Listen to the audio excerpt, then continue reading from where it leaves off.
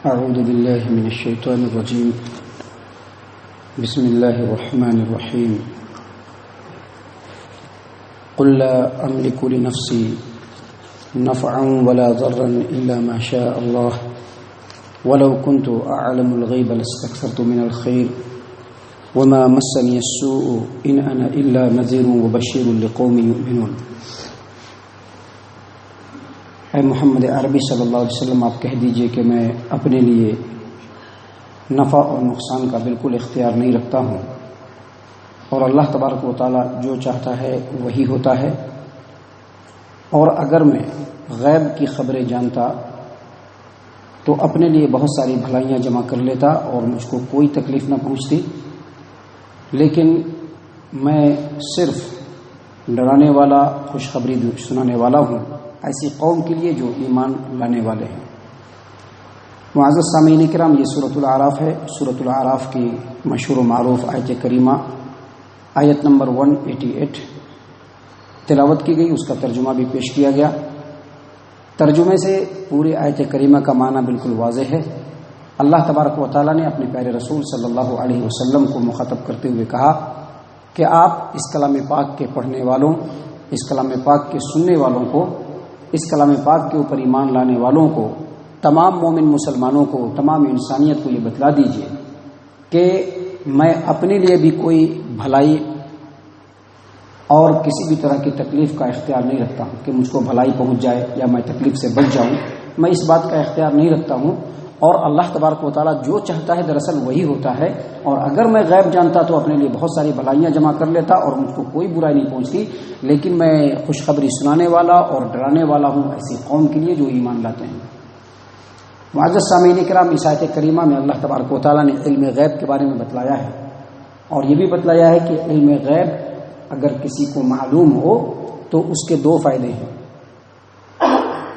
اگر کسی کو علم غیب معلوم ہو تو اس کو دو فائدے ہیں۔ پہلا فائدہ کیا ہے؟ پہلا فائدہ یہ ہے کہ انسان اپنے لیے بہت ساری بھلائی جمع کر سکتا ہے۔ اس کے لیے ایک چھوٹی سی مثال لیجئے کہ اگر کسی کو یہ معلوم ہو جائے کہ سن 2022 میں بہت بڑا سوکھا پڑنے والا ہے اور بہت ساری چیزوں کا کرائسس ہو جائے گا، بہت سارے سامان نہیں ملیں گے، سامان ملیں گے تو بہت مہنگا ملے گا، اگر اس سامان کو آج ہی کسی کولڈ اسٹور کے اندر، کسی گوڈاؤن کے اندر اسٹاک کر دیا جائے تو آج کے مقابلے میں 3 گنا 4 گنا اس کا ریٹ ملے گا۔ اگر اس کو یہ بات معلوم ہو جائے تو آدمی آج ہی چیزوں کو اسٹاک کرنا شروع کر دے گا، سستائی کے دور میں اسٹاک کرے گا، اور مہنگائی کے دور میں اس کو اعلیٰ سے اعلیٰ دام میں بیچنے کی کوشش کرے گا۔ لیکن کسی کو بھی معلوم نہیں کہ مہنگائی کب بڑھنے والی ہے، کسی کو نہیں معلوم ہوتا ہے۔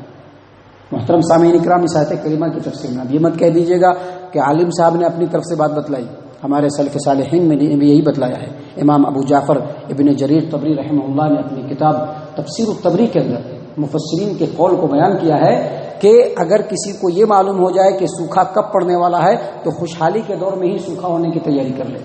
کہ سوکھے کے ٹائم میں ہم کو کیا کرنا ہے، قحط سالی کے ٹائم میں ہم کو کیا کرنا ہے۔ اور اگر کسی کو یہ معلوم ہو جائے کہ مہنگائی کب بڑھنے والی ہے تو سستائی کے دور میں ہی اپنے لیے بہت کچھ جمع کر کے رکھ لے گا وہ، تاکہ آنے والے ٹائم میں اس کو بھی فائدہ ہو اور سامان کو بیچ کر کے بے شمار منافع کمائے۔ تو پہلی مثال یہ ہے، اور دوسری مثال یہ ہے کہ اگر کسی کو یہ پتہ چل جائے کہ اس کو کب تکلیف پہنچنے والی ہے، کب اس کو بیماری لگنے والی ہے، کب وہ کسی مرض میں مبتلا ہونے والا ہے، تو اپنی تکلیف اور اپنی بیماریوں کا علاج اور اس کا سولوشن وہ پہلے ہی کھوج لے گا۔ اللہ تبارک و تعالیٰ نے اسی بات کو یہاں پر بیان کیا کہ محمد عربی صلی اللہ علیہ وسلم آپ کہہ دیجئے میں تو اپنے لیے بھی بھلائی اور برائی کا اختیار نہیں رکھتا کہ اپنے آپ کو بھلائی پہنچا لوں اور اپنے آپ کو برائی سے روک لوں۔ جب میں اپنے لیے اختیار نہیں رکھتا ہوں تو پھر تمہارے لیے کیسے اختیار رکھ سکتا ہوں؟ اور محمد عربی صلی اللہ علیہ وسلم سے یہ بھی اس آیت کریمہ کے ٹکڑے کے ذریعے سے لوگوں کو پیغام دیا گیا ہے، سندیش دیا گیا ہے کہ جب میں اتنا چھوٹی سی بات نہیں جانتا، علم غیب میں ایک چھوٹی سی بھی بات نہیں جانتا کہ مجھ کو نقصان کب پہنچے گا اور مجھ کو بھلائی کب ملنے والی ہے، جب میں اس کا بھی اختیار نہیں رکھتا ہوں اور اتنا چھوٹا سا علم غیب بھی نہیں رکھتا ہوں تو پھر مجھ کو کیسے معلوم ہوگا کہ قیامت کب قائم ہونے والی ہے؟ محترم سامعین کرام، اسی بیس کے اوپر آپ سوچ سکتے ہیں کہ ہمارے سماج و معاشرے کے اندر بہت سارے ایسے لوگ ہیں جو بھوشیہ کے بتانے کا دعویٰ کرتے ہیں اور کہتے ہیں کہ میں آنے والے ٹائم کی بھوشوانی کرتا ہوں، اور اس کے لیے وہ تیروں سے فال نکالتے ہیں، اس کے لیے وہ جفر و رمل کے ذریعے سے اور کشف و الہام کے ذریعے سے لوگوں کو آگے کی بات بتانے کا دعویٰ کرتے ہیں اور غیب کے علم جاننے کا دعویٰ کرتے ہیں۔ آپ سوچ سکتے ہیں کہ ان کا دعویٰ کتنا کھوکھلا ہے۔ آج سڑکوں کے کنارے پر بہت سارے جوتشی، بہت سارے جو ہے غیب کی خبر بتلانے والے قسمت کی انگوٹھی رکھے رہتے ہیں، فال نکال کر کے طوطے وغیرہ کے ذریعے سے لوگوں کے آنے والے حالات بتلاتے ہیں۔ اگر ان کو علم غیب کا علم معلوم ہوتا تو پھر وہ آج اس طرح سے فٹ پاتھ پر نہیں بیٹھے ہوتے تھے، بلکہ وہ بہت بڑے امیر و کبیر بن جاتے تھے، بہت بڑے امیر و کبیر، بلکہ اپنے ملک کے وہ راجا بن جاتے تھے۔ لیکن غیب کا علم اللہ تبارک و تعالیٰ کے علاوہ کسی کو نہیں ہے، محمد عربی صلی اللہ علیہ وسلم کو بھی نہیں ہے، محمد عربی صلی اللہ علیہ وسلم کو بھی نہیں ہے۔ آج بہت سارے لوگ یہ دعویٰ کرتے ہیں کہ آپ صلی اللہ علیہ وسلم کو غیب کا علم تھا، حالانکہ آپ صلی اللہ علیہ وسلم کو غیب کا علم نہیں تھا۔ یہی ایک آیت کریمہ کافی ہے جس میں اللہ تبارک و تعالیٰ نے فرمایا کہ محمد عربی صلی اللہ علیہ وسلم آپ کہہ دیجئے میں اپنے لیے نہ تو بھلائی کا اختیار رکھتا ہوں اور نہ ہی برائی کا، لیکن جو اللہ چاہتا ہے وہی ہوتا ہے، اور اگر مجھ کو غیب کا علم ہوتا تو میں اپنے لیے بہت ساری بھلائیاں اکٹھا کر لیتا اور مجھ کو کوئی برائی نہیں پہنچتی تھی، کوئی تکلیف نہیں پہنچتی تھی۔ آپ دیکھیے پیارے رسول صلی اللہ علیہ وسلم غزوہ احد کے موقع سے دندان مبارک شہید ہو گیا۔ اگر آپ صلی اللہ علیہ وسلم غیب کا علم جانتے تھے پہلے ہی سارے لوگوں کو الرٹ کر دیتے تھے کہ دیکھو ایسا ایسا ہو جائے گا۔ اس لیے غزوہ احد کے اندر تم لوگ جب جا رہے ہو جو میں کہوں بس اتنا ہی کرنا، اگر تم لوگ رتی بھی ہلے تو پھر تم لوگوں کی بات تو دور ہے، میرے اوپر بھی لوگ ہجوم کریں گے، میرے دندان مبارک کو شہید کر دیں گے۔ لیکن پیارے رسول صلی اللہ علیہ وسلم کو کچھ بھی نہیں معلوم تھا، علم غیب نہیں معلوم تھا۔ آپ دیکھیے صحیح البخاری کتاب المظالم حدیث نمبر 2458 ام المومنین ام سلمہ رضی اللہ عنہا بیان کرتی ہیں کہ میرے دروازے کے باہر ذرا شور شرابہ ہوا، نبی صلی اللہ علیہ وسلم باہر نکلے، دو آدمی کھڑے تھے، دونوں آدمی اپنا اپنا معاملہ لے کر کے آئے۔ آپ صلی اللہ علیہ وسلم نے کہا کہ دیکھو میں تمہاری طرح سے ایک انسان ہوں، تم لوگ اپنے اپنے معاملات لے کر کے آتے ہو اور اپنے اپنے معاملات کو صحیح ثابت کرنے کے لیے اپنی پوری چرب زبانی کا زور لگا دیتے ہو، یعنی خوب زبردست انداز میں بات کر کے حق کو باطل کو حق بنانے کا جو ملکہ ہوتا ہے بہت سارے لوگوں کے اندر ہوتا کچھ اور ہے، لوگوں کے سامنے ظاہر کچھ اور کرتے ہیں۔ تو اس طرح کی باتیں ہر دور میں لوگوں کے درمیان رہی ہے۔ تو آپ صلی اللہ علیہ وسلم نے کہا کہ دیکھو تم لوگ اپنے اپنے معاملات ہمارے سامنے لے کر کے آتے ہو، اور جب بحث ہوتی ہے تو تم میں کسی کو بحث کرنے کا بڑا عمدہ ملکہ ہوتا ہے، وہ مٹی کو سونا بنانے کا جو ہے ہنر رکھتا ہے، باطل کو حق بنا کر کے لوگوں کے سامنے پیش کرنے کا اس کے اندر ایک صلاحیت ہوتی ہے۔ تو تم لوگ جب اس طرح کی بات کرتے ہو اور تمہاری باتوں کو سن کر کے اگر میں کوئی فیصلہ کر دیتا ہوں اور وہ فیصلہ اس کے حق کا نہیں ہوتا ہے بلکہ دوسرے کے حق کا ہوتا ہے، لیکن اس کے باوجود میں اس کے حق میں فیصلہ کرتا ہوں، تو یاد رکھو میں اگر کسی کے حق میں فیصلہ کرتا ہوں اور وہ اس کا حقدار نہیں ہے، اس کے باوجود وہ اس کو لیتا ہے تو وہ آگ کا ٹکڑا لیتا ہے، چاہیے تو وہ لے لے، چاہیے تو اس کو چھوڑ دے۔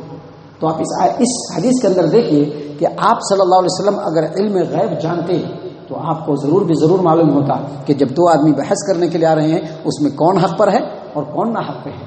محترم سامعین اکرام، ایک اور مثال لے لیجئے،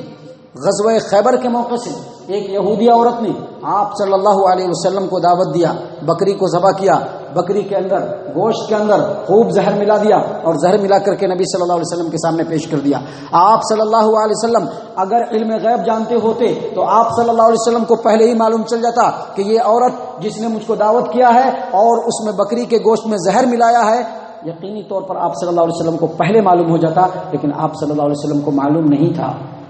کیونکہ آپ علم غیب نہیں جانتے تھے۔ نتیجہ یہ ہوا کہ ایک لقمہ یا کچھ نبی صلی اللہ علیہ وسلم نے بھی کھا لیا، اور آپ صلی اللہ علیہ وسلم کے سامنے ایک صحابی ایک دو لقمہ کھائے تھے وہ وہیں پر مر گئے، اور آپ صلی اللہ علیہ وسلم کا یہ حال کہ جب آپ صلی اللہ علیہ وسلم کا انتقال ہونے لگا، جب آپ صلی اللہ علیہ وسلم مرض الموت کے عالم میں پہنچ گئے تو آپ صلی اللہ علیہ وسلم نے لوگوں کو بتلایا کہ خیبر کے موقع سے جو میں نے ایک دو لقمہ کھا لیا تھا وہ زہر آج بھی میرے جسم کے اندر مجھ کو اس طرح سے کاٹ رہا ہے کہ جیسے میرے شہر رگ کو وہ کاٹ رہا ہے۔ اگر آپ صلی اللہ علیہ وسلم کو علم غیب معلوم ہوتا تو پتہ چل جاتا تھا کہ یہ زہر ہے، یہ زہریلا گوشت ہے، آپ نہیں کھاتے تھے، اور زندگی بھر اس زہر کی تکلیف کو آپ صلی اللہ علیہ وسلم برداشت نہیں کرتے تھے۔ محترم سامعین اکرام، ایک اور مثال لے لیجئے، آپ صلی اللہ علیہ وسلم کی بڑی چہیتی بیوی ام المومنین عائشہ رضی اللہ عنہا، جن سے بہت زیادہ محبت، بہت زیادہ محبت۔ محترم سامعین کرام، جب ان کے اوپر غزوہ بنو المصطلق کے موقع سے منافقوں نے جب الزام لگایا، بدچلنی کا الزام لگایا، برائی کا الزام لگایا، بدکاری کا الزام لگایا، تو 1 مہینے تک اس پیاری بیوی کے اوپر لگے ہوئے الزام کے زہریلے ماحول میں نبی صلی اللہ علیہ وسلم کنٹینیو جیتے رہے۔ جا کر کے عائشہ سے پوچھتے ہیں کہ عائشہ، اگر تو نے گناہ کیا ہے تو اللہ خطاؤں کو معاف کرنے والا ہے، تو ایکسیپٹ کر لے۔ اگر آپ جانتے ہوتے، عالم غیب ہوتے،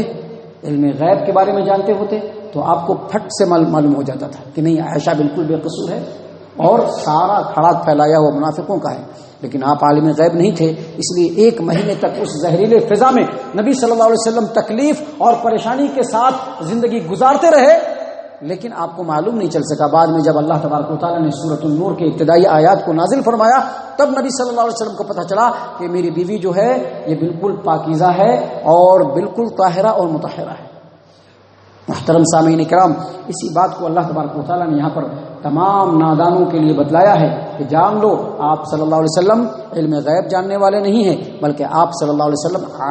صرف نبی ہیں۔ اور اللہ تبارک و تعالیٰ نے قرآن کریم سورۃ الجن میں اسی بات کو بیان کیا کہ عالم الغیب فلا یظہر علی غیبہ احدا، اللہ تبارک و تعالیٰ غیب کا جاننے والا ہے اور اپنے غیب کے علم کو اللہ تبارک و تعالیٰ کسی کے اوپر ظاہر نہیں کرتا ہے،